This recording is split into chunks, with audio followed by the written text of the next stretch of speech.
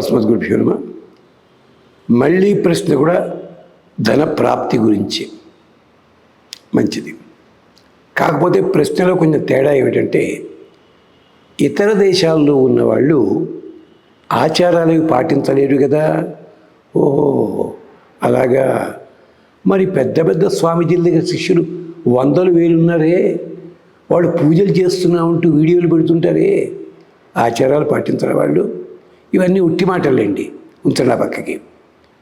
దీపాలు వెలిగించుకోలేరు, అది ఉంది నిజమే. అక్కడ దీపాలు వెలిగించడానికి కొంత పద్ధతి ఉంటుంది. అలాంటి వాళ్ళకి లక్ష్మీ కటాక్షం కావాలంటే ఏం చెయ్యాలి, ఇది అడిగింది. దీనికి కూడా చాలా తేలిక మార్గం ఉంది, కానీ మనం తక్కువ చేసి వదిలిపెడతాం దాన్ని. అదేమిటంటే, ఇందాక చెప్పాము కనకధారాస్తవం, శంకరాచార్యుల వారిది. అలాగే స్కాంద పురాణంలో లక్ష్మీ అష్టోత్తర శతనామ స్తోత్రం, దాన్ని చాలామంది దారిద్ర్య విద్రావణ స్తోత్రం అంటారు. ఈ రెండు చదువుతూ కృష్ణాష్టకం కానీ విష్ణు సహస్రనామం కానీ చదవాలి. ఇతర దేవతలు వద్దండి, వద్దనలేదు. ఈ మూడు ఎందుకు చెప్పావో తెలుసునా?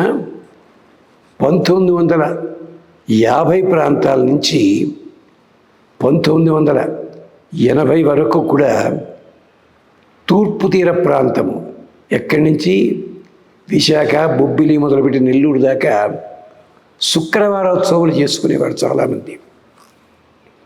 శుక్రవారాలే సాయంకాలం ఇది చదువుకునేవారు బృందాలుగా కూర్చొని.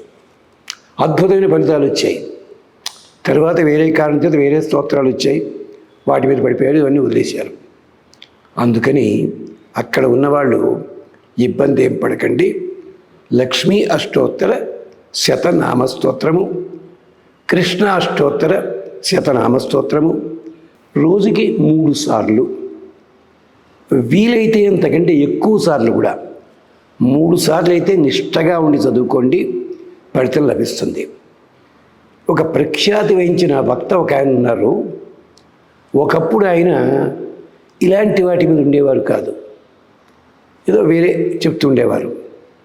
వారికి ఒకసారి కష్టం వచ్చినప్పుడు ఎవరో పెద్దలు చెప్తే చూద్దాంలే అని చెప్పి రోజు లోపల ఇష్టం వచ్చినన్ని సార్లు కనకధారాస్తవం చదివారు ఆయన.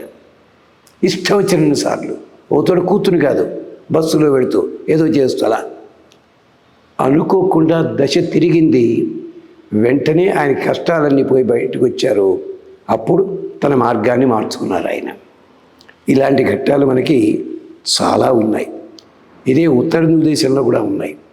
అందుకని లక్ష్మీ కటాక్షం కావాలంటే ముందు ఏం చేయాలి? అమ్మవారి స్తోత్రాలు జాగ్రత్తగా చదవండి. లలితా సహస్రం చదువుతున్నారు, శివాష్టోత్రం ఎందుకు చదవటం లేదు? హయగ్రీవాష్టకం ఎందుకు చదవటం లేదు?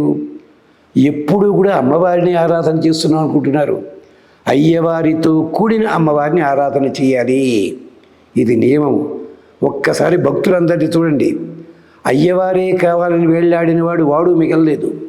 నాకు అమ్మవారి కటాక్షం ఉంటేనే చాలు, అయ్యారు ఒక్కలేదన్నాడు ఇంకో మహానుభావుడు, వాడు మిగలలేదు. పురాణాల్లో చూడండి. అందుకనే స్కాంద పురాణంలో పరమశివుడు స్వయంగా చెప్పారు, మమ్మల్ని ఇద్దరిని కలిపి ఆరాధించండి నాయన. ఇది పద్ధతి, ఇది చెయ్యండి, ఫలితం లభిస్తుంది. తర్వాత భారతదేశం వచ్చినప్పుడు పుణ్యక్షేత్రాలు దర్శనం చేసుకుని అక్కడ కాస్త ఏమన్నా అర్చన చేయించుకోండి, క్షేమం కలుగుతుంది. స్వస్తి.